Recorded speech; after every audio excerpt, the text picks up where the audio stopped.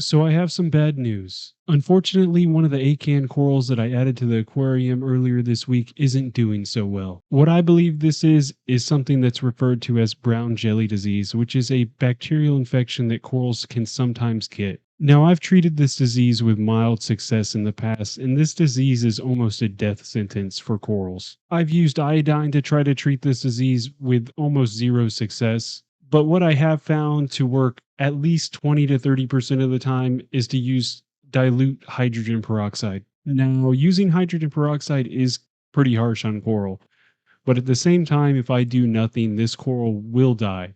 Now, keep in mind, I'm using dilute hydrogen peroxide. So I'm using 3% hydrogen peroxide and then I'm further diluting it with tank water. I will probably have to do this for the next 2 to 3 days to fully kill the infection. And what's really unfortunate about this disease is it can spread to other coral. Now, you'll notice that there's a bunch of bubbles on the coral now, and that's completely normal when you're using hydrogen peroxide. Think about when you put hydrogen peroxide on a wound that you have, it does something very similar. This is just something that can happen to you when you're keeping a reef tank, and it's more or less out of your control. This is something that I think that's important for somebody that's a novice at doing this, is to recognize that sometimes these things just happen to corals and it's not necessarily your fault that it happened. I'll keep you guys updated on this coral.